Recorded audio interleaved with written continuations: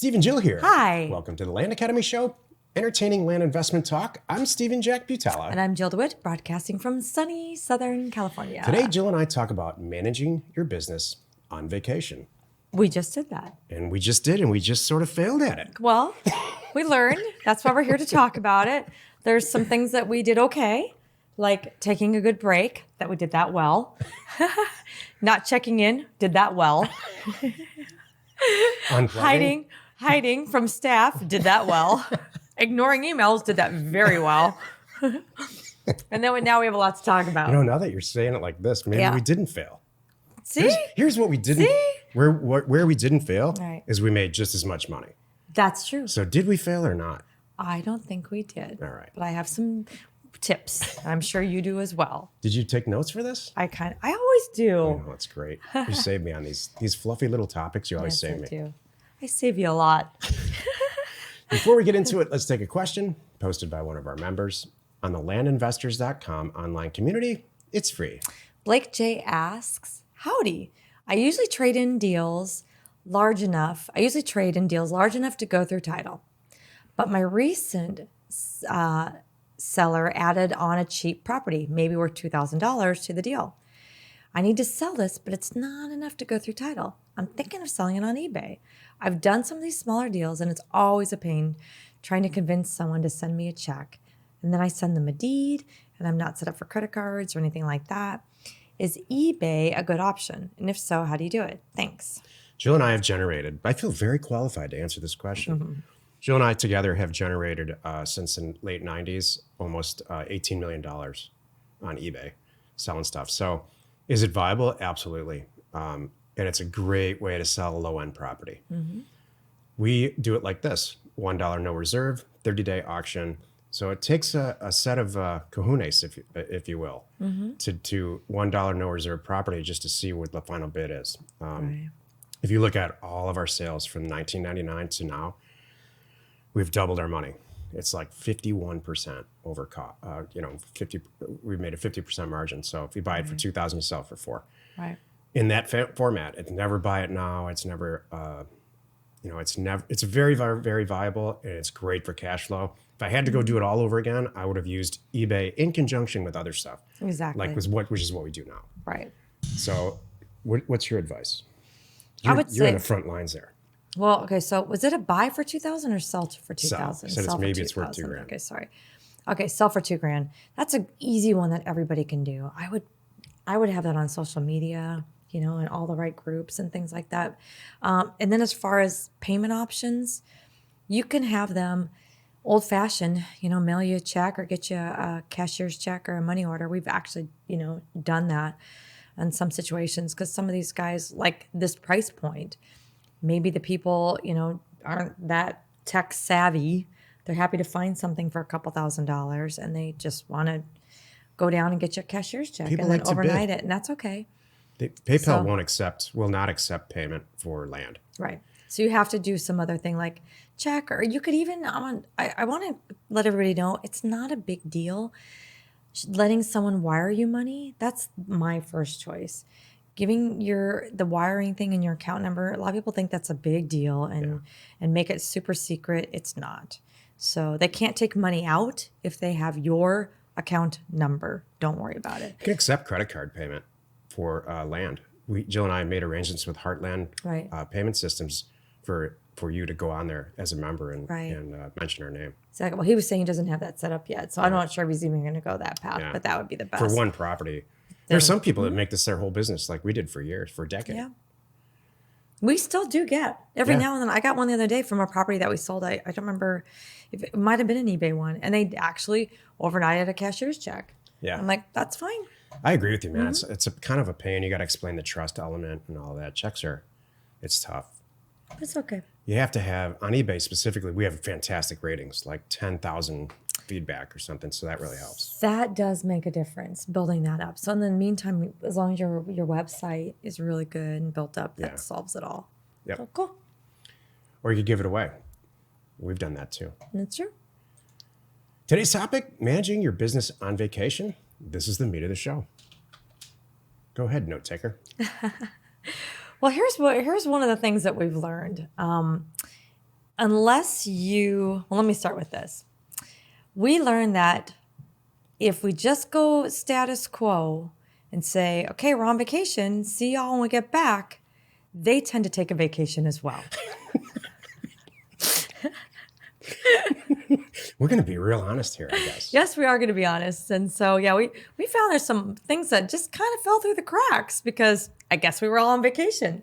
I remember before vacation having a meeting with an employee and a team member basically and saying, all right, you have all next week. I need all this data put over here. And it was a check. Got it.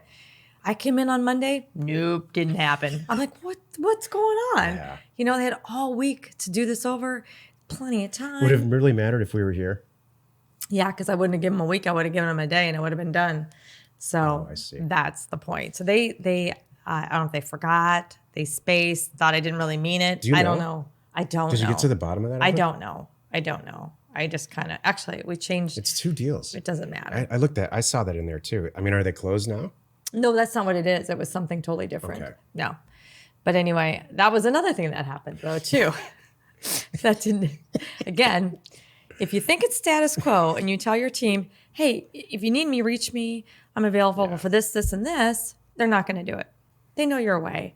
You have to really make it clear. So here's what I've learned to help you. Okay, so really, you've got to designate an interim leader. One of the things that we did well was for the first couple of days that we were gone, we had our leader from out of town come in and sit in our office, sit in my office and manage things. So I do know for 2 days, things were running smoothly, but then they left and then everybody went on vacation kind of thing. So that's true. That's true. Not physically, that's true. Mentally. So, but I do want to say this, and then I'm going to turn it over to you. Yeah. You got to do it. You know, it's like, I feel like I'm a better boss. I'm a better, you know, I come up with good ideas. We both come up with good ideas. You need to take that break. So that's really what I was going to say. Yeah. You need to mentally disconnect as best that you can.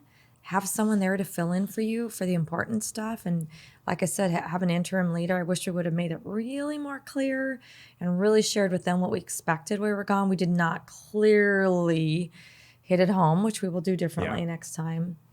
And then take it and then really enjoy it. How long do you think it takes days-wise for a real good recharge from a vacation standpoint? I think a week's good. I can't, a 4-day weekend is a good little pick me up, but it's not as good. I need a full 7 days. Jill and I really differ on this. Surprise, surprise. What do you think it is? A month?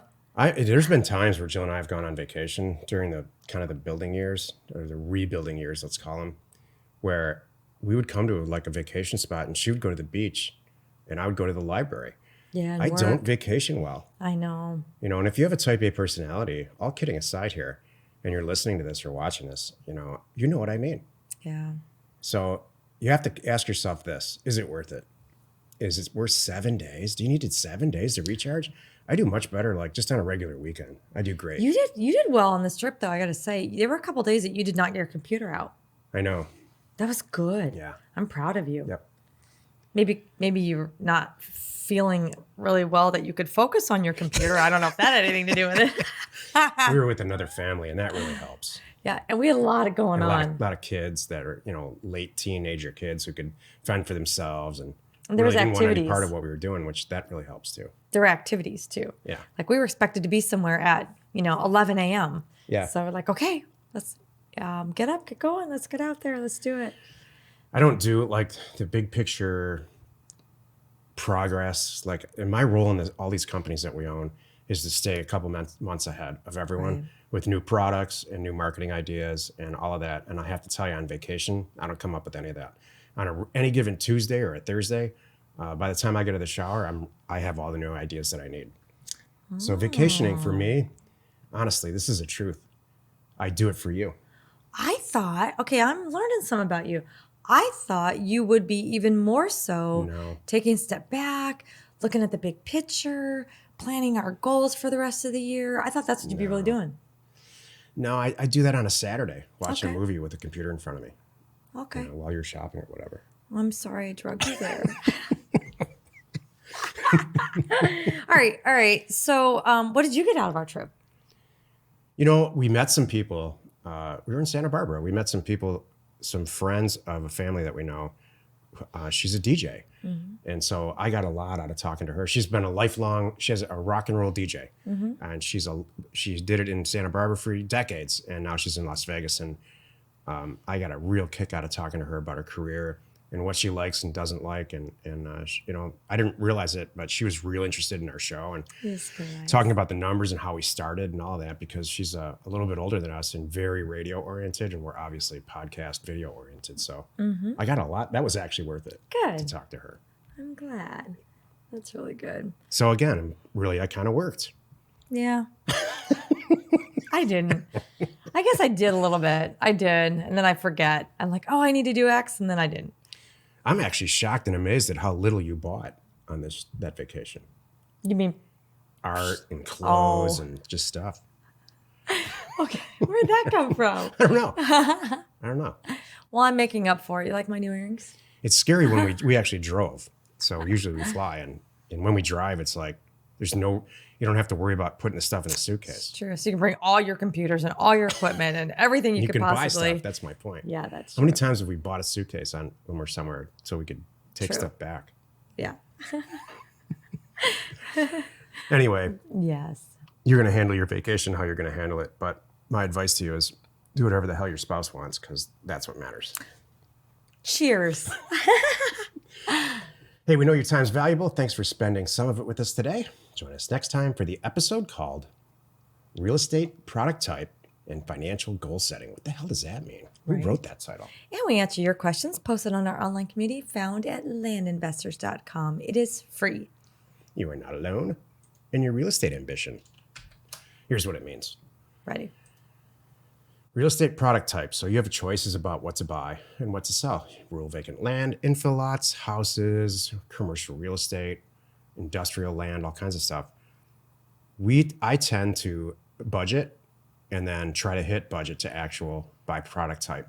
And I didn't realize that was special or even unusual until one of our Thursday webinars. People were saying, what are you talking about? So I had to really explain it. So decided to do a show. I think it's going to be awesome. Wherever you're watching, wherever you're listening, please subscribe and rate us there. We are Steve and Jill. Information And inspiration. to buy undervalued property.